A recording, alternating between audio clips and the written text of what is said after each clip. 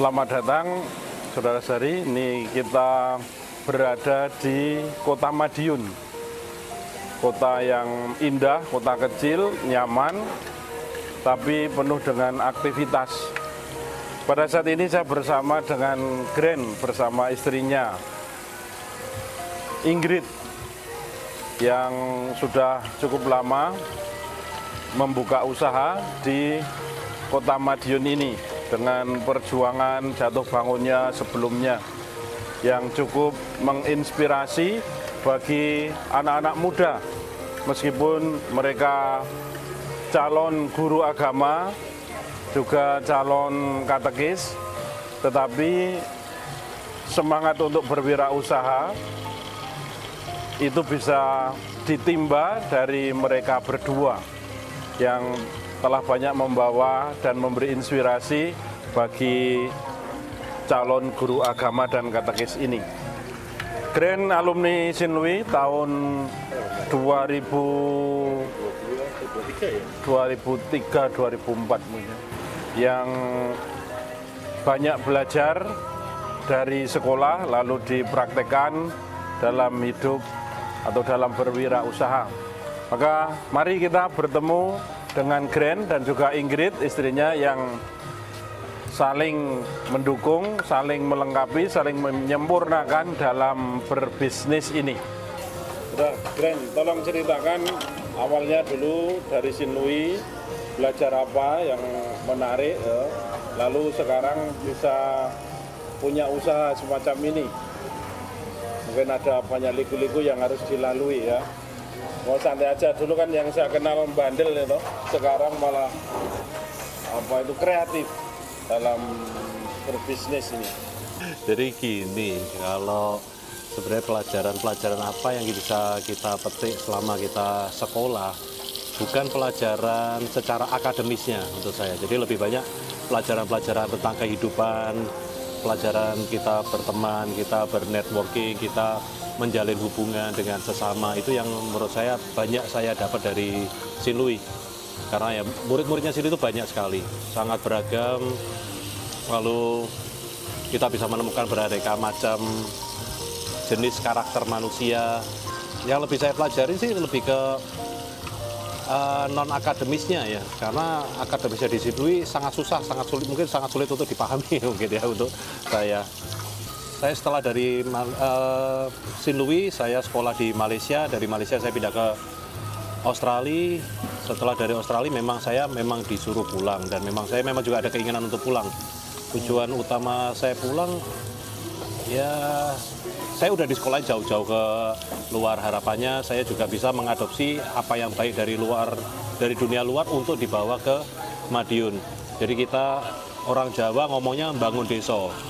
Jadi kita harus bisa mengembangkan kota tempat tinggal kita sendiri, tempat di mana kita lahir dan tumbuh besar di sini. Ya saya pengen membangun Madiun untuk jadi lebih maju lagi. Salah satunya seperti itu. Makanya saya berusaha bawa inovasi-inovasi terutama dalam hal F&B di Kota Madiun yang mungkin dulunya nggak semaju hari ini. Tapi ya kita semua berharap kita bisa jadi pionir untuk menjadi kotanya bisa lebih maju lagi, lebih modern lagi, yang suatu hari nanti Madiun bisa jadi benar-benar jadi kota destinasi, bukan cuma sekedar kota transit seperti yang lalu-lalu. Ingrid, bagaimana mendampingi si Gren ini ya? Mendampingi Gren ini tidak mudah. Karena saya dan dia ini kebetulan berbeda. Kepribadiannya itu tolak belakang banget.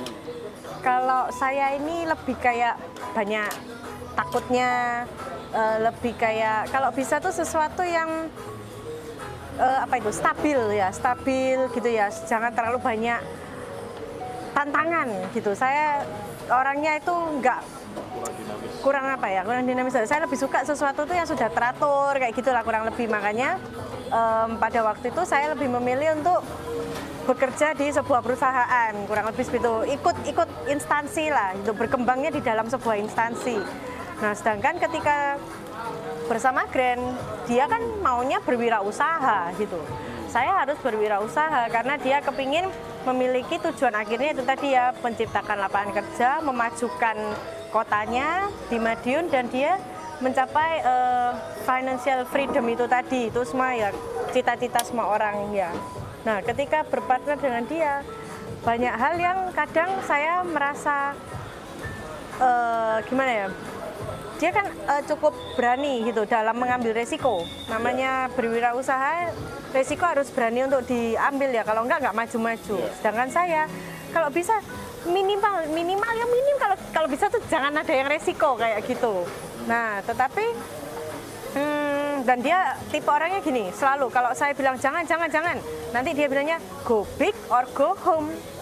Nah, kamu mau besar ya ayo maju, kalau enggak ya pulang aja. Nah, jadi akhirnya saya yang justru akhirnya ikut belajar. Oke ya, cobalah sedikit-sedikit saya harus bisa nih menjadi partner. Kalau saya nggak mau terus ya dia juga nggak bisa maju juga kan. Jadi saya kita pembagian tugas lah kurang lebih gitu. Hal-hal yang di balik meja saya bisa support, saya support. Tapi yang di depan, yang di lapangan itu Grand yang biasa lakukan gitu. Kalau misalkan di balik juga tipe orangnya kan sudah beda. Dia lebih lapangan, saya lebih di balik meja, kurang lebih kayak gitu. Jadi ya udah kita imbangin aja nanti.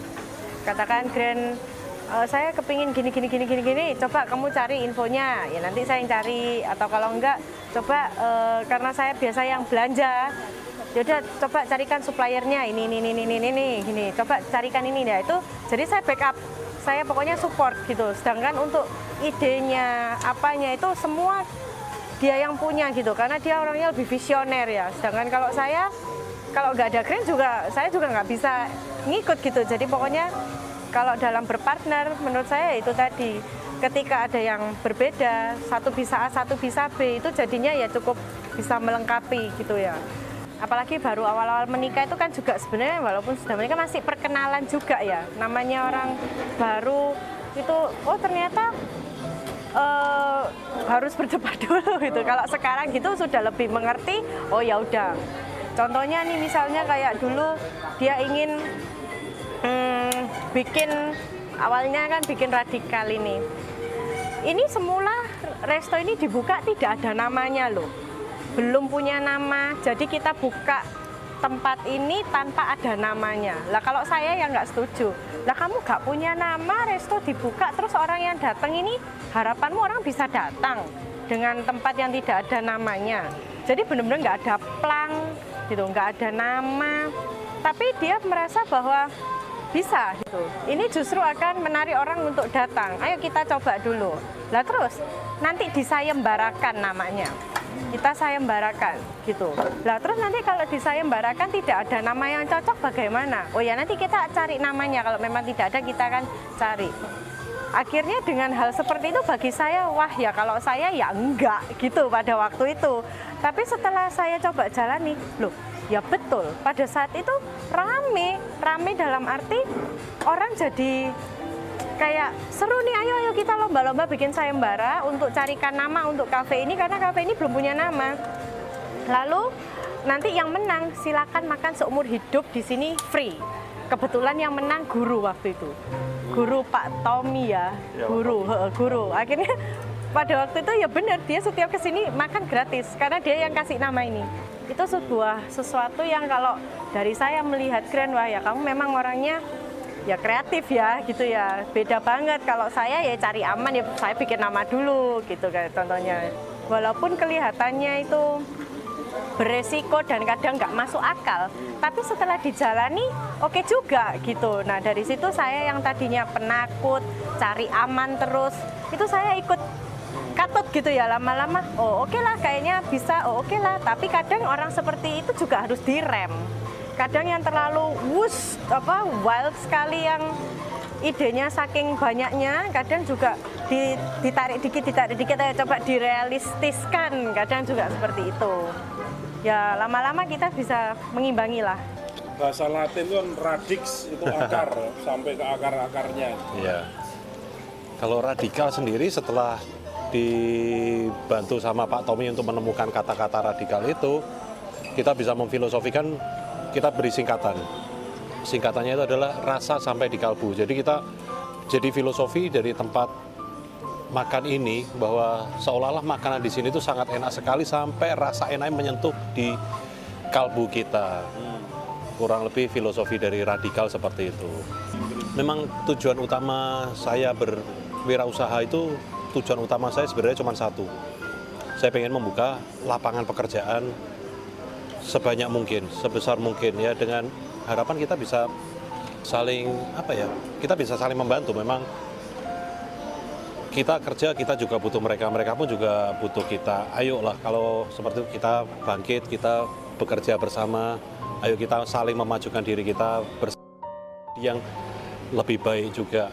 Karena pada prinsipnya ini rumah kedua kita semua. Termasuk saya pun juga. Saya setiap hari selain saya di rumah, saya juga di sini setiap hari. Jadi saya melihat sebuah kesuksesan itu bukan dari ramai, tempat ini ramai, selalu ramai pengunjung, selalu ramai konsumen, itu salah satu kesuksesan. Tapi buat saya barometer kesuksesan itu ada di karyawan. Jadi ketika saya punya karyawan saya bisa bertahan lama di sini, apalagi mereka bisa hidupnya sejahtera karena saya, itu menurut saya itu yang lebih penting buat saya. Selain saya membuka lapangan pekerjaan, saya bisa menghidupi mereka. Mereka suatu hari bisa berkarir sendiri, entah mereka setelah keluar dari tempat ini, mereka sudah nggak bekerja dengan saya lagi. Mereka bisa berkarir dan mereka bisa mempunyai kehidupan yang lebih baik lagi sebelum mereka bekerja di sini. Jadi jangan sampai kalian bekerja di sini, keluar dari sini mereka nggak membawa hasil apa-apa. Kalau di Majio sih konsepnya bukan cuman makan satu porsi untuk makan sendiri. Kita lihat, kita makannya di sini tuh bersama-sama. Kita masak bersama, kita makan pun bersama. Kadang kita juga masak untuk diberikan ke orang lain. Jadi kita masakin orang lain, kita memberi pelayanan kepada orang lain juga. Dan selain itu, kalau saya lihat konsumen-konsumen di sini nggak seperti mereka lagi makan. Mereka seperti lagi piknik. Jadi ada segi mereka semi berlibur juga untuk melepas kesibukan. Mereka sambil kan asik juga kan, kita sambil masak-masak, sambil dimakan. Happy juga sih kita ngelihat hal-hal seperti itu. Jadi berusaha menghargai makanan juga, mereka bisa, karena di sini sistemnya juga mereka dibebasin ambil makanan sebanyak mungkin selama dihabiskan. Jadi mereka bisa ngambil sesuai porsinya mereka sendiri. Kalau kenyang ya udah stop, besok datang lagi makan lagi nggak masalah. Jangan sampai dipaksain kita ngambil banyak, habis itu nggak habis. Setelah nggak habis, akhirnya yang terbuang orang di luar yang butuh makan juga banyak. Jadi kita memberikan edukasi seperti itu, karena kalau makan di sini mereka makan ambil banyak dan nggak habis, itu kita kenakan denda. Dendanya sangat mahal sekali. Dendanya tidak masuk akal. Harganya bukan seharga daging. Mungkin 10 kali lipat dengan harga daging. Karena itu memang bukan kita mau cari untung, bukan. Kita cuma mau ngasih pelajaran untuk mereka agar mereka bisa makan sesuai porsinya mereka dan jangan sampai membiasakan diri untuk membuang makanan. Itu aja sih sebenarnya prinsip dasarnya. Kita berwirausaha, tujuan utama kita untuk membuka lapangan kerja. Di tahun 2012 karyawan saya cuma ada sekitar 8 orang di Madiun. Hari ini karyawan saya di Madiun itu total udah ada 40 orang di Madiun saja. Kalau di total sama yang di cabang-cabang yang di luar kota mungkin ada sekitar 300 karyawan mungkin. Nah, dari situ saya pun juga nggak menyadari, saya pun menyadari itu baru-baru ini. Karena saya nggak pernah menghitung. Saya nggak pernah menghitung cabang saya ada berapa, karyawan saya total ada berapa, saya nggak pernah berhitung. Cuman baru-baru ini karena ini saya mulai coba berhitung, ternyata sudah segini. Padahal ini bukan target ini sebenarnya. Karena memang kita fokus pada tujuan utama kita. Tujuan utama kita membuka lapangan kerja. Kita fokusnya di situ, secara kita nggak sadar, apa yang kita bayangkan setiap hari pada akhirnya tercapai. Meskipun ini masih bukan tujuan akhir, saya berharap suatu hari karyawan saya ada 1.000 atau 10.000 di suatu hari. Apa harapan Kak Indri sama Kak Dwi untuk kami? Para mahasiswa juga itu. Kalau saya boleh berharap untuk teman-teman, adik-adik di STKIP terutama, ingatlah bahwa teman-teman ini ada di era dunia yang kalau saya boleh bilang makin hari itu ya makin baik tapi ya makin buruk gitu. Nah, oleh karena itu dengan adanya adik-adik teman-teman yang memiliki passion mau menjadi seorang guru, itu adalah sebuah hal yang harus dibanggakan, patut dibanggakan, karena itu pekerjaan yang paling mulia gitu ya.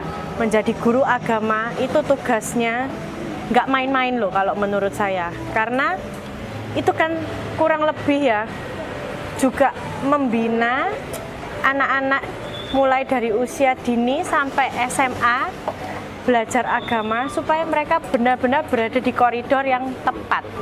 Nah, ini harapan saya dengan sudah berangkat dengan passion yang berapi-api itu tadi, bahwa ingin menjadi guru agama, semangatnya itu tidak padam dan juga banyak-banyak itu ya, banyak-banyak menyerap wawasan dari yang lain-lain supaya bisa mengikuti zaman, kurang lebih kayak gitu.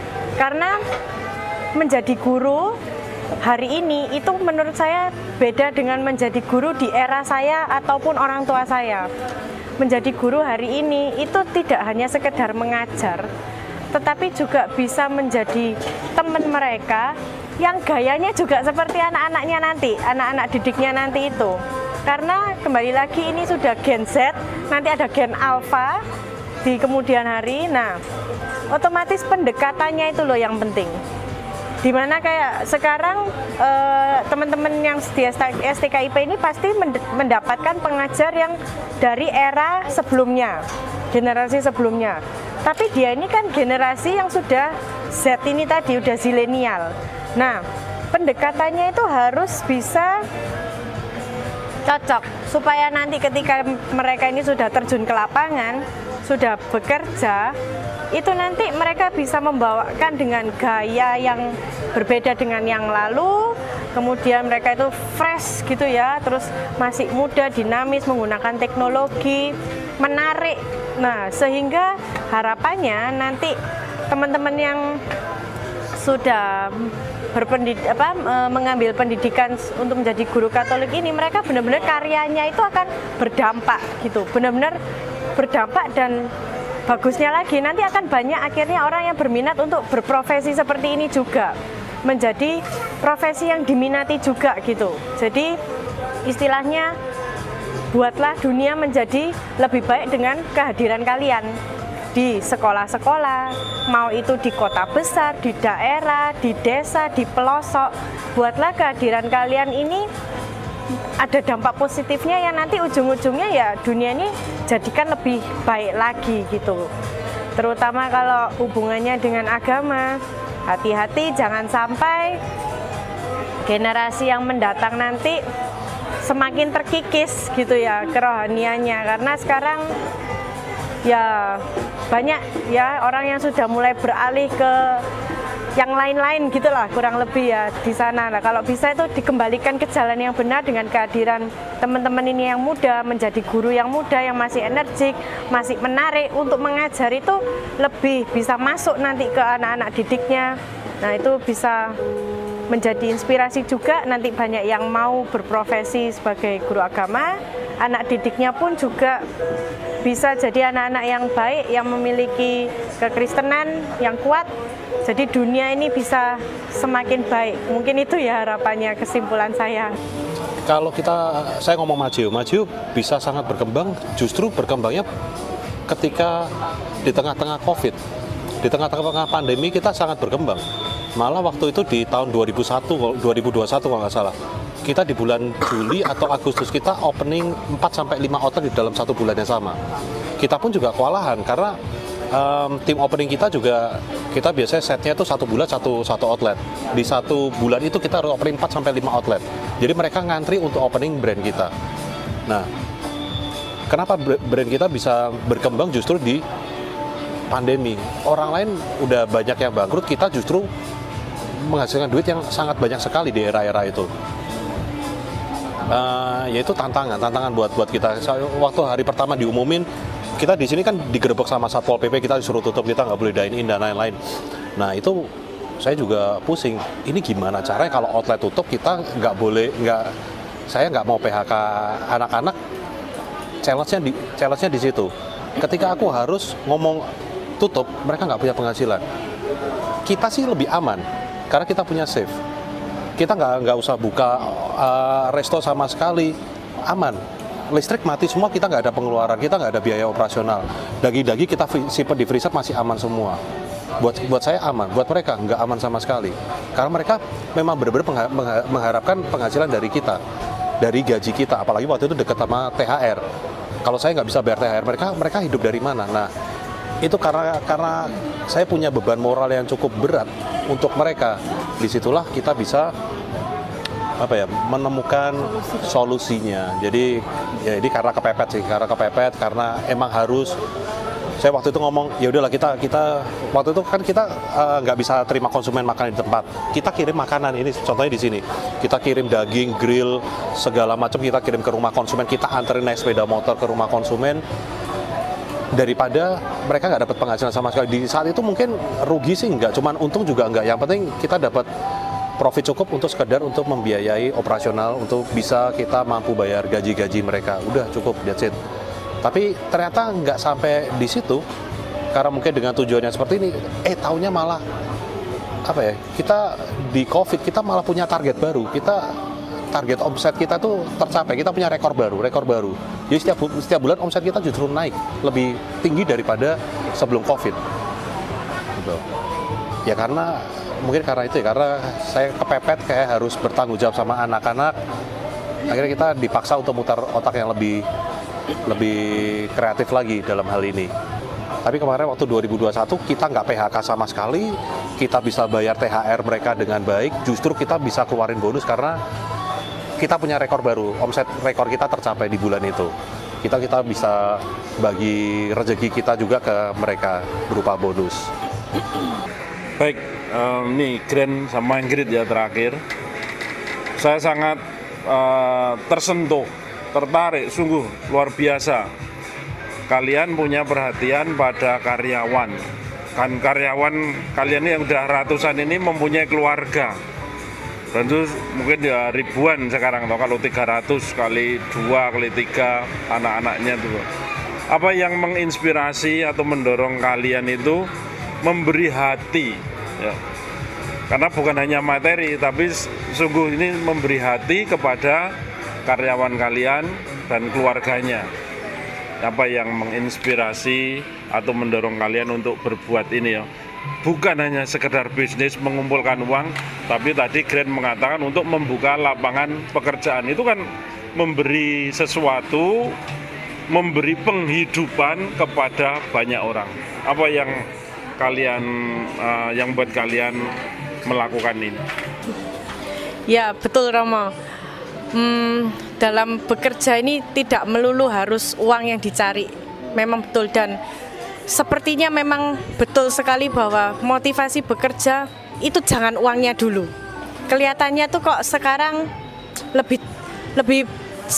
semakin saya rasakan gitu ya, saya dan Gren rasakan, walaupun sebenarnya nggak sadar juga, tapi setelah Romo katakan tersebut memang benar, kita ini tujuan bekerja itu adalah uang ya, dapat uang supaya kita hidup, dapat makan segala macam. Tapi itu bukan satu-satunya tujuan akhir yang harus dikejar mati-matian tuh, bukan. Karena apa? Kalau kita lihat uangnya terus, ini nanti kita ini jadi malah salah dalam melangkah. Karena uang itu kan ya jahat ya. Memang kita butuh, tapi uang itu bisa mengubah seseorang yang tadinya itu maksudnya baik jadi jahat gitu. Jadi kalau saya boleh sharing sedikit, terutama dalam Gren dalam memimpin sebuah ya perusahaan ini gitu ya, pekerjaan ini dengan karyawannya. Ini penilaian saya terhadap dia itu mengalir sudah dalam dirinya, bahwa satu, melayani yang lebih lemah mungkin gitu, melayani sesama, dan berbagi di situ. Nah, ini kan sama seperti Tuhan Yesus di Alkitab, dia kan melayani mereka yang lemah, mereka yang kurang, mereka yang miskin. Justru itu yang diutamakan dan juga berbagi selalu dengan mereka yang butuh. Jangan pikir yang sudah kaya-kaya gitu, tidak perlu yang itu. Jadi berbagilah dengan sesama yang seperti itulah. Dengan karyawan juga sama. Jangankan karyawan, yang tetangga di depan ini sama Grand sering ditraktir gitu. Ya tukang parkirnya, nanti ya tetangga yang di depan ini ada di gang. Itu banyak sekali orang di sana itu nanti waktunya mau Idul Fitri itu biasa dibeliin makanan gitu. Menjaga relasi juga, terus juga ya sedekah itu tadi. Paling berapa sih harga makanan itu kan juga nggak mahal, tapi di situ itu kan ya di situ sudah ada berbaginya itu sudah dapat gitu ya. Kalau dengan hubungannya dengan karyawan, kalau tidak ada mereka kita ini juga apa bisa gitu menjalankan sebuah pekerjaan ini. Salah hal yang terpenting yang kami miliki itu ya karyawan itu gitu.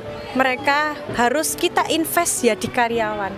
Kita punya karyawan yang pandai, kita ajari mereka supaya jadi karyawan yang tidak ala kadarnya, berbahasa, bertutur kata dengan konsumen tuh ya harus yang bagus, memberikan pelayanan yang total segala macam. Itu investasi kita di sana.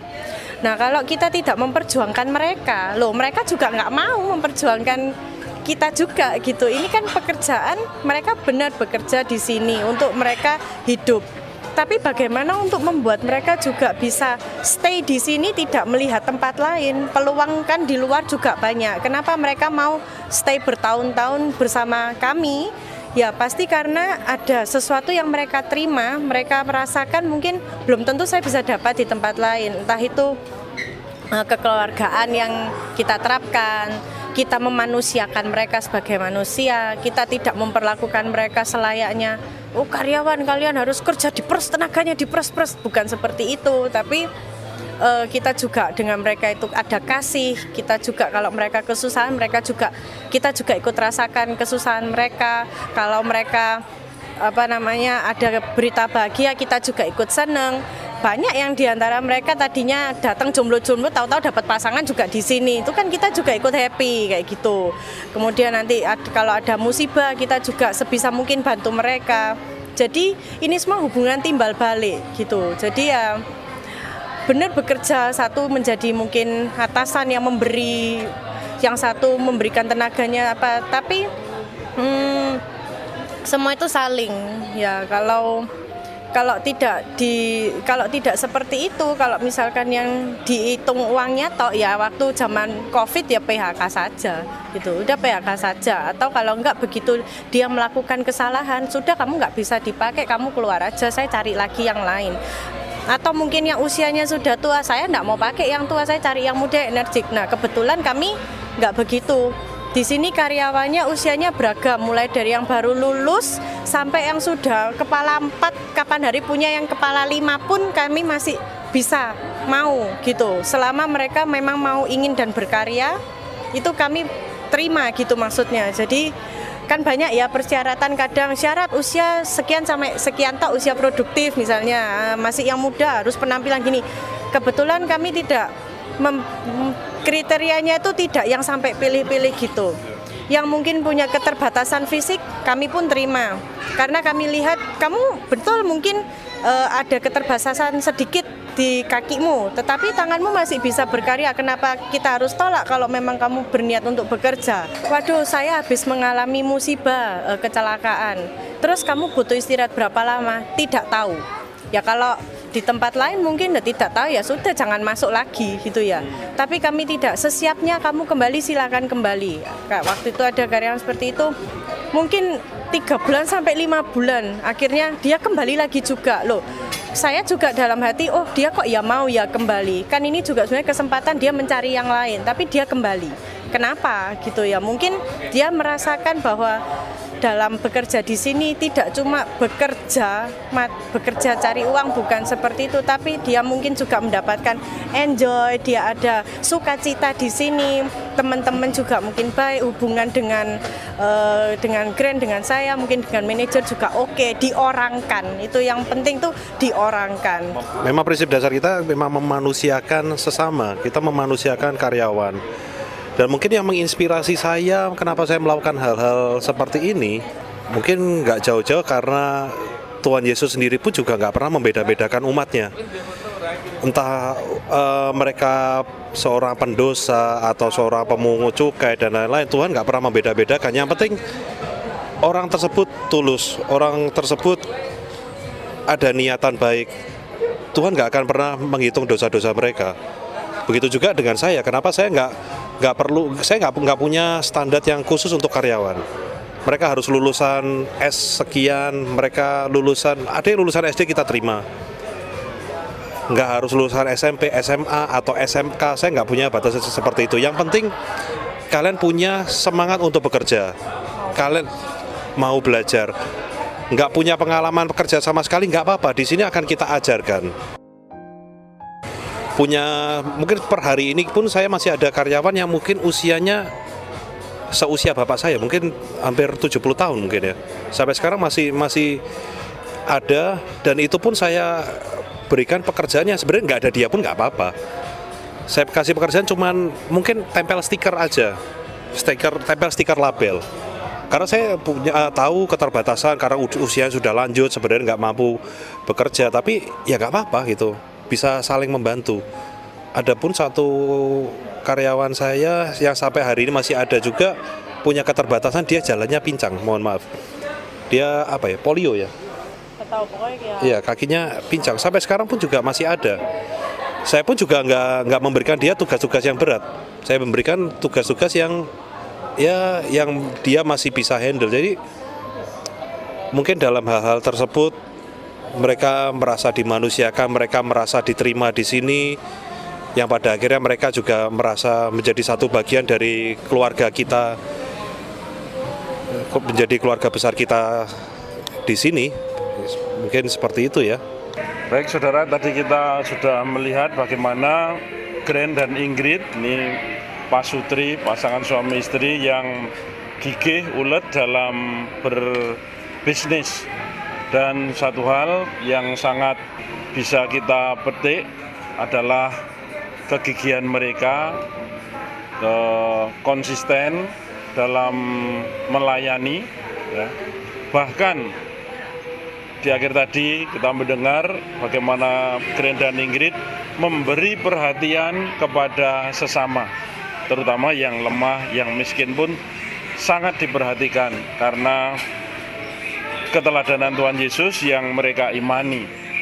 Ini suatu hal yang sangat luhur, bukan hanya sekedar mencari uang, tetapi berbagi, melayani, dan sharing.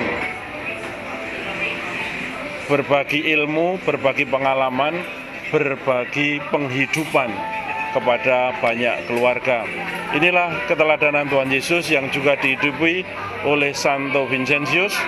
Aku diutus mewartakan kabar gembira, sukacita kepada banyak orang, terutama mereka yang miskin dan yang membutuhkan.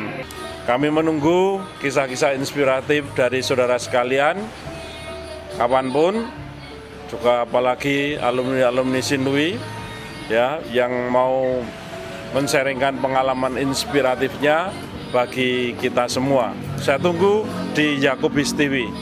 Tuhan memberkati. Kami dari STKIP Widya Yuwana mengucapkan selamat 100 tahun